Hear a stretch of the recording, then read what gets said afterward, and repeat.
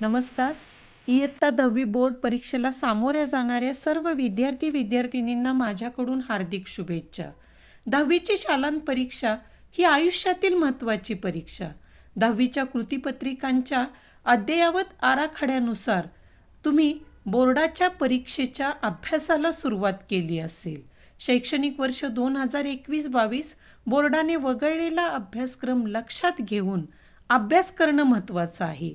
विज्ञानची उत्तरपत्रिका लिहिताना मन लावून लिहिली पाहिजे. उत्तरपत्रिकेचं लेखन करताना आपला आळस दिसायला नको. तुम्हाला माहीतच आहे, परीक्षक जेव्हा तुमची उत्तरपत्रिका तपासायला घेतात तेव्हा त्यांच्या पुढं तुम्ही नसता तर तुमचा पेपर असतो. तुमच्या पेपरचा सुबकपणा परीक्षकाला दिसून आला पाहिजे.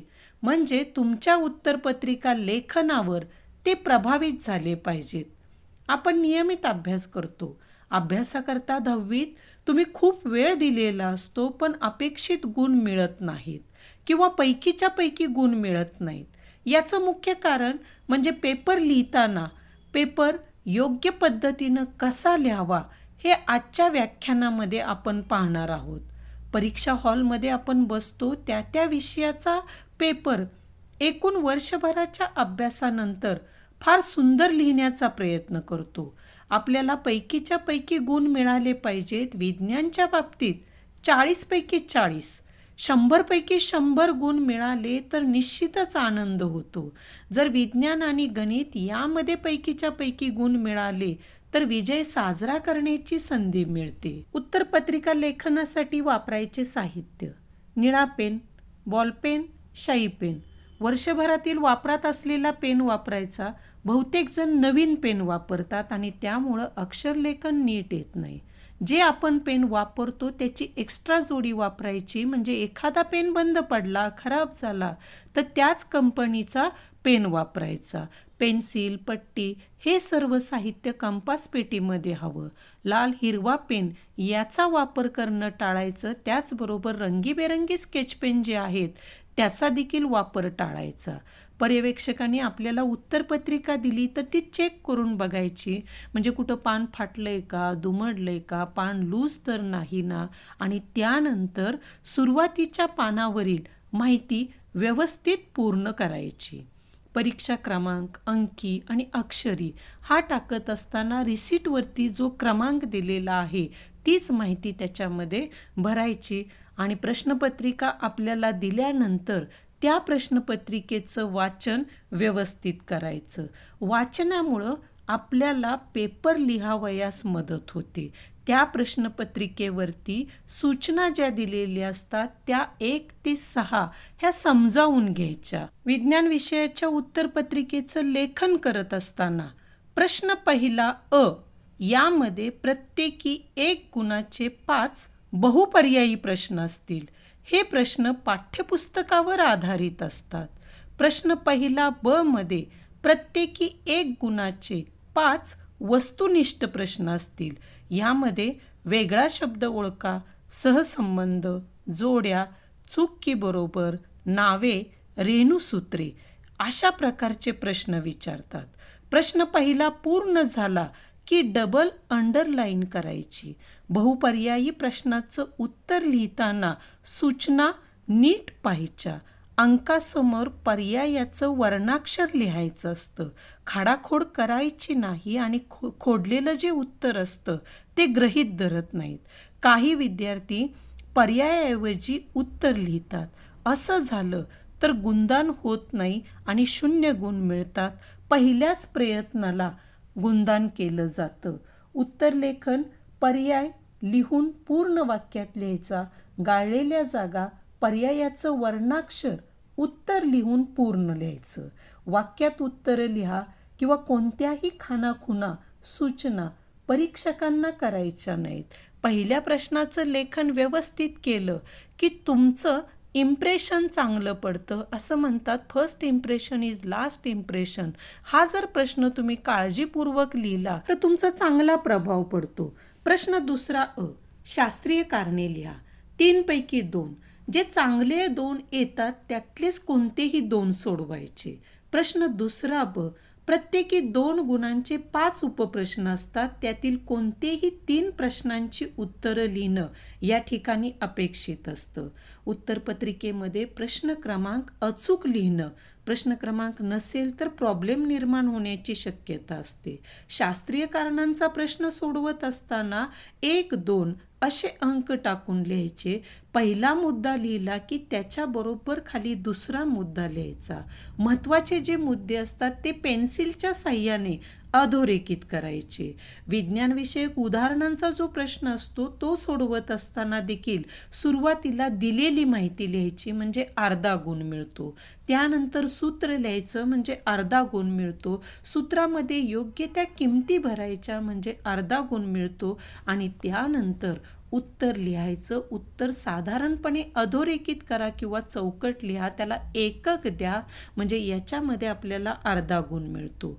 आकृतींचा प्रश्न असेल तर सुबक आकृतीला 1 गुण असतो आणि नामनिर्देशनाला 1 गुण असतो. नामनिर्देशन करत असताना चौकट करायची किंवा पेन्सिलनं अधोरेखित करायचं म्हणजे 1 गुण मिळतो. असे बारीक सारीक तपशील आपण विचारात घेतले पाहिजेत आणि प्रत्येक उपप्रश्न लिहिल्यानंतर थोडीशी स्पेस म्हणजे जागा सोडायला विसरायचं नाही. यामध्ये गणितीय उदाहरणे असतात. प्रश्न दुसरा ब जो आहे याच्यामध्ये गणितीय उदाहरणे, नियम, व्याख्या, तत्व, टिपा लिहा. रासायनिक अभिक्रियेवर आधारित प्रवाह आकृती विचारली जाते. फरक स्पष्ट करा. गुणधर्म, वैशिष्ट्ये, उपयोग, फायदे, परिणाम आणि उदाहरणे. यानंतर येतो तो प्रश्न तिसरा. गुण याला 3 असतात. 8 पैकी 5 प्रश्न लिहायचे असतात. 5 प्रश्नांची उत्तरे लिहित असताना हे जे प्रश्न असतात ते थोडेसे काठिण्य पातळीच्या दृष्टीनं कठीण प्रश्न विचारले जाऊ शकतात. त्यात आकृती पूर्ण करून नामनिर्देशन किंवा आकृती दुरुस्त करणे, आकृतीवर आधारित प्रश्न सोडवणे, तक्ता पूर्ण करणे, उदाहरणासहित स्पष्टीकरण देणे, गणितीय उदाहरणे सोडवा, परिच्छेद पूर्ण करा, उपाय सुचवा, नियम, सिद्धांत लिहा किंवा स्पष्टीकरण द्या. यापेक्षा वेगळ्या प्रश्न प्रकाराचा देखील समावेश केलेला असतो. यानंतर प्रश्न क्रमांक 4 याला गुण 5 असतात. 2 उपप्रश्न दिलेले असतात आणि त्याच्यामधील आपल्याला 1 प्रश्न सोडवायचा असतो. यात दीर्घोत्तरी प्रश्न, परिच्छेदावर आधारित प्रश्न, सारणी किंवा तक्ता पूर्ण करणे, स्पष्टीकरण लिहिणे, वर्गीकरणावर आधारित प्रश्न किंवा संकल्पना चित्र तयार करणे, आकृती.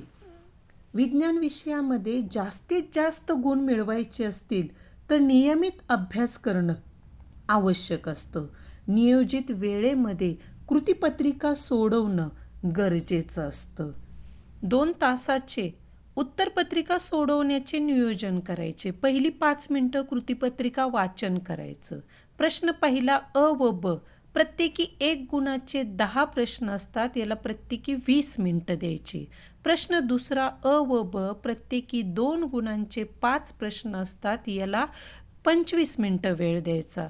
प्रश्न तिसरा प्रत्येकी 3 गुणांचे 5 प्रश्न, प्रत्येक प्रश्नाला 8 मिनिटाप्रमाणे 40 मिनिटं वेळ द्यायचा. प्रश्न चौथा 5 गुणांचा 1 प्रश्न, 15 मिनिटं वेळ. शेवटची 15 मिनिटं कृतीपत्रिका तपासून पाहायचं. शिवाय बोर्डानं या वेळेला 15 मिनिटं वेळ वाढवून दिलेला आहे, त्याचा उत्तरपत्रिका वाचनाकरता उपयोग करायचा. प्रत्येक प्रश्न नवीन पानावर लिहायचा. एकाच पानावर अनेक प्रश्नांची उत्तरं लिहायची नाहीत, खाडाखोड करायची नाही. अक्षर जे आहे ते सुबक असावं आणि चुकीच्या शब्दावरती एकच रेष ओढायची, डार्क करायचं नाही. संपूर्ण उत्तरपत्रिका एकाच रंगाच्या पेननं लिहायची आणि SMS लँग्वेज जी आहे ती टाळायची. एखादं पान चुकलं तर एकच तिरकी रेघ मारायची. प्रश्नपत्रिकेचं उत्तरानुसार गुणदान कसं केलं जातं हे देखील माहीत हवं. प्रश्न पहिला अ व ब 10 गुण, प्रश्न दुसरा अ व ब 10 गुण, प्रश्न तिसरा 15 गुण आणि प्रश्न चौथा 5 गुण, अशी आपली प्रश्नपत्रिका 40 गुणांची असते. परीक्षा कालावधीमध्ये काही गोष्टी कटाक्षाने पाळा. पहिली गोष्ट, सोशल मीडियाचा वापर टाळा. दुसरी गोष्ट, तुमच्या मित्राला विचारू नका की तुझा अभ्यास किती झालेला आहे, त्यामुळं आपल्याला टेन्शन येतं. मित्राला हे पण विचारू नका तू कोणतं बुक वापरतो आणि त्याच्या बुकनुसार तुम्ही तुमचं बुक चेंज करू नका. तुमचा वेळ चॅप्टर वाईज डिव्हाइड करा. इतरांचं टाईम टेबल वापरू नका. स्वतःचं टाईम टेबल वापरा. स्वतःचा प्लॅन फॉलो करा. दुसऱ्याची स्ट्रॅटर्जी कॉपी करू नका. फक्त वाचन करू नका तर लिहायची प्रॅक्टिस करा.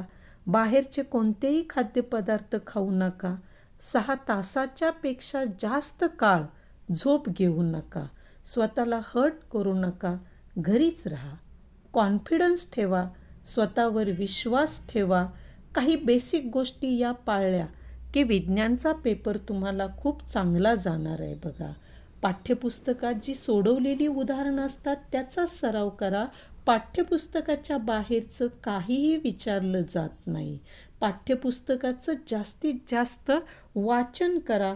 संकल्पना, चित्र, ओक तक्ता, आकृत्या, फोटोग्राफ्स, रेखाकृती, धड्याखालचे स्वाध्याय याचा चांगला अभ्यास करा आणि पेपर सोडवण्याचा प्रयत्न करा. ठराविक वेळेत एखादी कृतीपत्रिका सोडवलेली कृतीपत्रिका शिक्षकांकडून तपासून घ्या. वेळेचा अपव्यय टाळा. शांत आणि आनंदी राहा. सर्वच गोष्टींना शेवट असतो. आता या विज्ञानविषयक मार्गदर्शन व्याख्यानाचा शेवट करते. सर्वांना परीक्षेकरता हार्दिक शुभेच्छा देते. यशस्वी व्हा, कीर्तिवंत व्हा, ज्ञानवंत व्हा, अशी सदिच्छा सर्वांकरता व्यक्त करते. आपण सर्वांनी हा व्हिडिओ शेवटपर्यंत पाहिला याबद्दल धन्यवाद. विज्ञानविषयक शैक्षणिक व्हिडिओ आणि शालेय उपक्रम पाहण्यासाठी माझ्या विजया जाधव या यूट्यूब चॅनेलला लाईक, शेअर आणि सबस्क्राईब करा. धन्यवाद.